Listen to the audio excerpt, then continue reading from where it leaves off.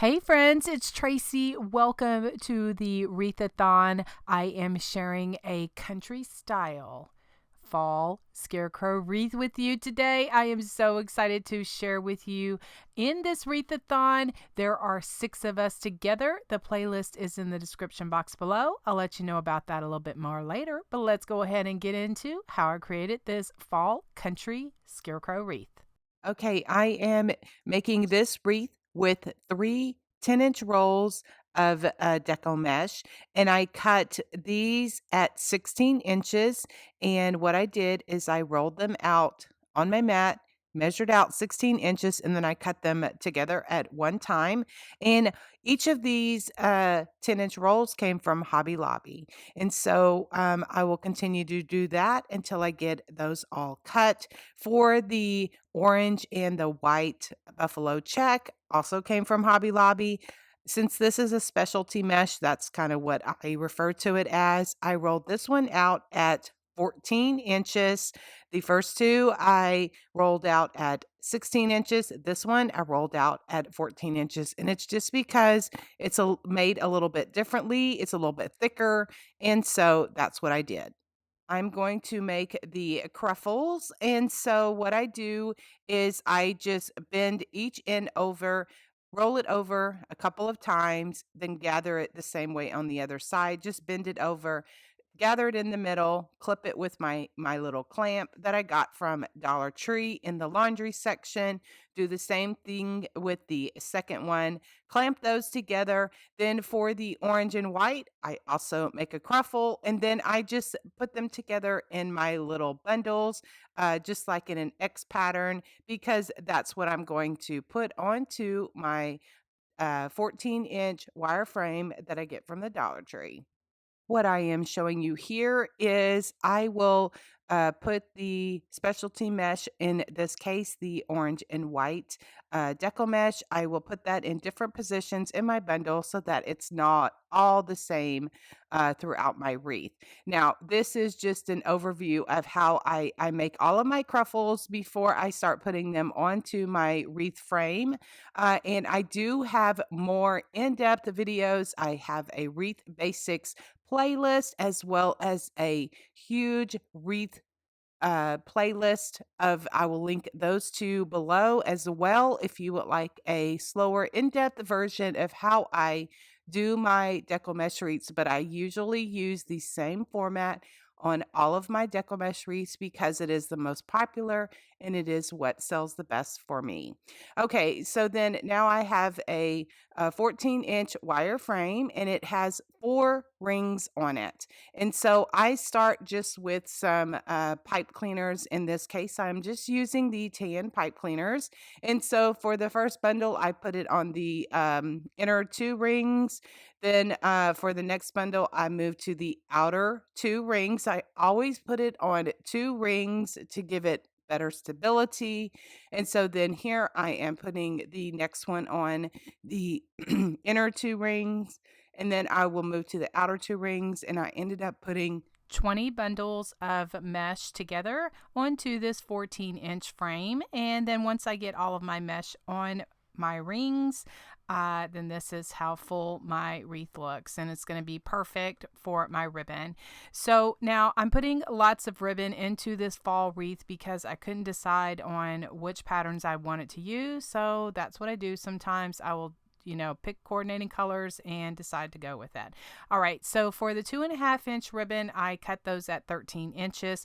I just crisscross them, put the window pane in the middle. I make my bundles like this. This is just my way of doing things that works best for me. Every wreath maker is different. If you're watching and you want to learn, that's just how people do. You have to find your own groove, your own thing that works for you.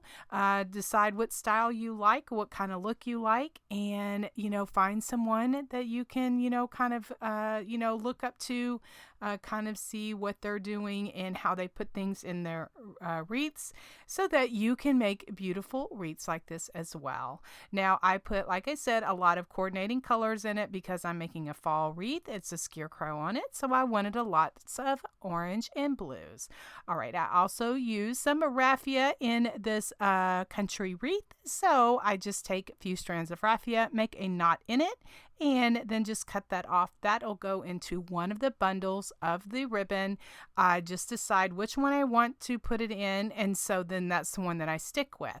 All right, so when I put my bundles, I have them all laid out, all ready to go. So I figure out which system I want, or like, since I have 20 pipe cleaners, I know that I have to put 4 of these in. I have 5, like I said, 5 sets of ribbon to make a total of 20. And so what I do is I start with one, and that just happens to be the one with the burlap. I'll put the raffia in that one. Then I'll move on to the next one. I untwist the pipe cleaner, then I put the ribbon in there. I make sure that it lays nicely. The tails are not like stuck under there or anything. And then I will cut it off. I'll twist it back and I'll cut it off with the scissors, and then I will bend down the rest of that pipe cleaner so that it does stay snug. And so I'll continue to put my ribbon in the same way.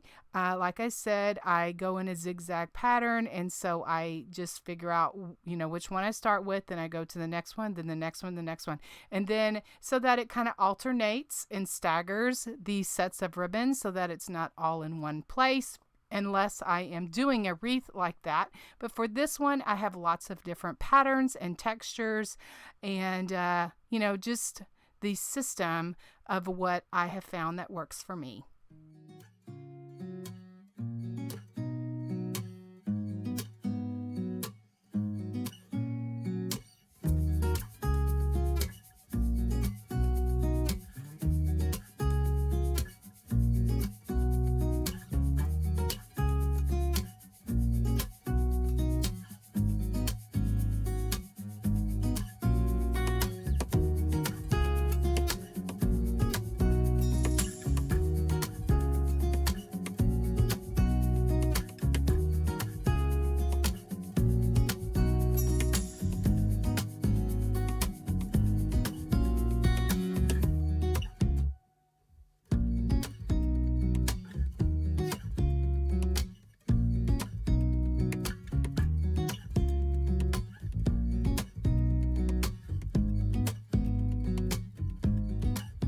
Hey guys, today is a collaboration with these talented wreath makers. I'm so honored and blessed to be doing a wreath for the Wreathathon in the collaboration. Now, there is a playlist link in the description of this video or any of our videos so that you can find the playlist so that you can see everyone's wreaths to be inspired for the fall season. All right, guys, let me go ahead and show you what I did to paint up the cute country scarecrow. For my scarecrow, what I'm using is one of these mason jars from the Dollar Tree, as well as some burlap for his hat. For the color of my scarecrow, for his face, I'm just using Waverly chalk paint in the color Cashew, and I gave it a good coat of that. Just one coat was all that I needed because this paint was pretty thick. And then I want to measure out my hat first, like where my burlap is going to be before I start painting my eyes. So I'm going to bunch up the hat at the top. That's what I was kind of showing you with my hands. But I just cut off that burlap just the size that I want it. Okay, so then I didn't have any triangles in my in my stash that would work for this. So I just took a craft stick and just cutting it down to the size that I wanted for my scarecrow's nose. And I just used my scissors to do that.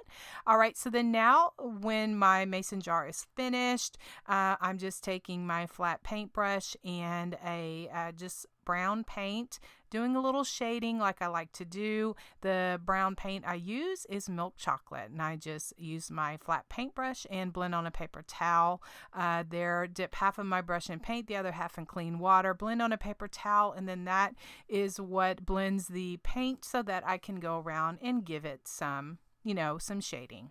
Okay, so then I've already painted my nose just the orange color that I like. It's the orange color I like is called Georgia Clay. It's a ceramic coat color that I don't think is available anymore. I just have a bottle that I like to use for my Scarecrow, and so that's what I used. Again, it's called Georgia Clay.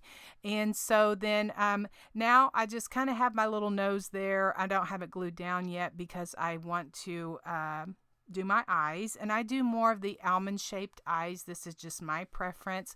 There are a lot of different ways that people do eyes, and this is just my preference. I just draw it out with pencil, then I did a black Sharpie marker, the outline, then I just fill everything in with some black paint.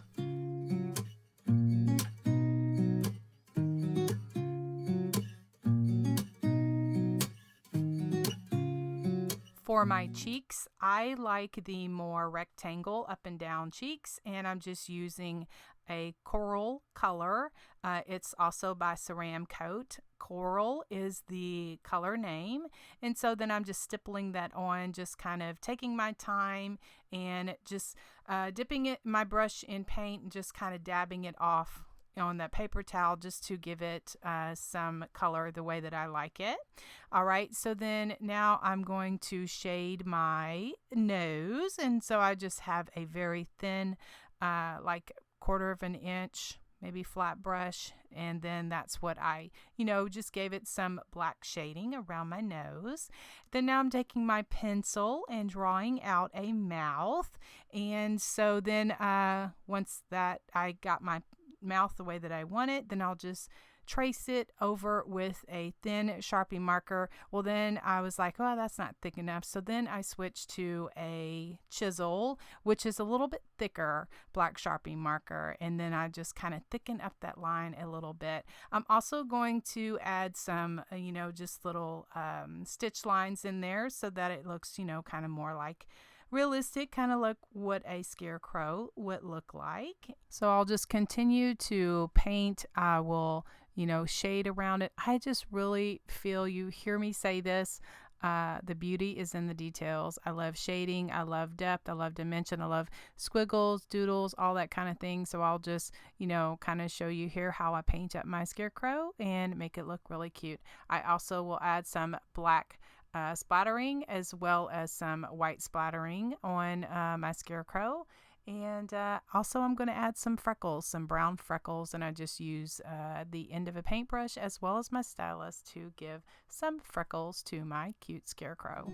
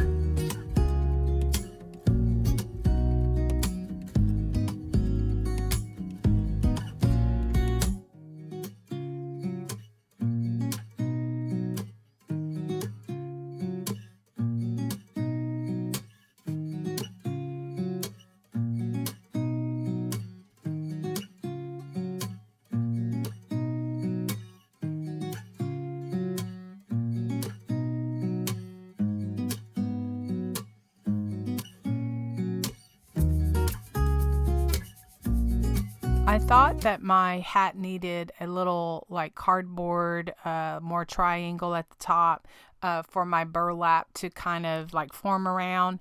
But honestly, I didn't really need that because I ended up cutting it down later and, just really attaching the burlap hat to the back of the scarecrow and then attaching it to my wreath. So I just kind of left this in the video just to let you know, yeah, I didn't really need this cardboard, but I just wasted a lot of time doing this. But I went on Pinterest and I just searched for scarecrow wreaths. And so I found a wreath that I like, or found a scarecrow that I like. So I kind of like took their, kind of looked at their picture and I was like, oh, I kind of like the way that the burlap was wrapped around. And so I just kind of formed the burlap, kind of curled it up in the front, just glued it, lots of hot glue, just formed it around the scarecrow head, and then just at the top gathered it. I did use some rubber bands to, really gather that top of the hat together, and then tied a bunch of raffia around there. And it just really turned out really cute. Now, to attach the scarecrow to my wreath, what I used are these 1-inch cable ties.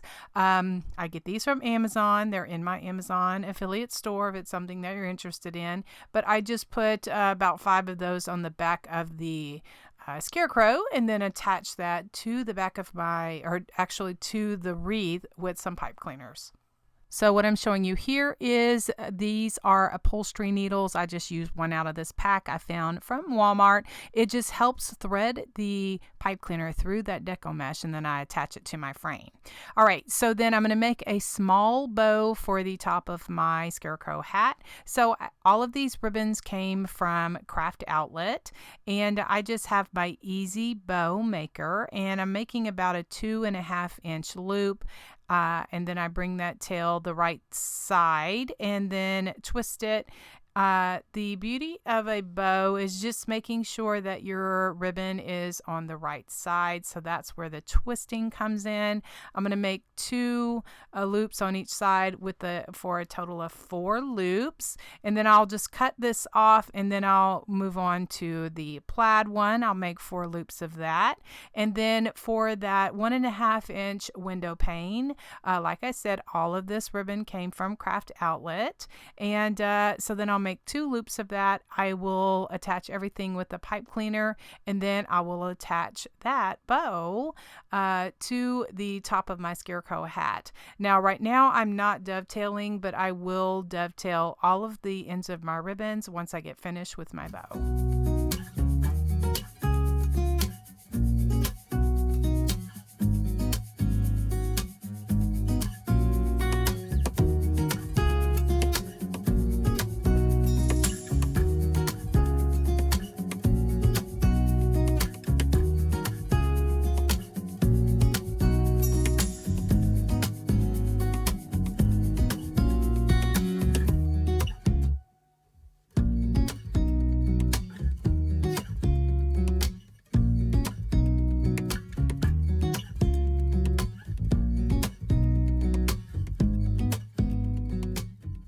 I like to add some pip berries to my country wreaths, and I just get these off of a garland from Hobby Lobby.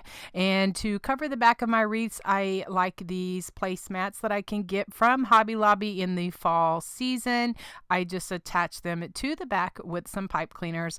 I make a hanger at the top for my wreath to hang just with some grapevine wire that you can also find at Hobby Lobby. And I love the way that this scarecrow wreath turned out. Now, don't forget that this wreath is in collaboration with several other wreath makers. There is a wreathathon going on. The playlist is in the description box below, so you don't want to miss out on what their amazing wreaths look like.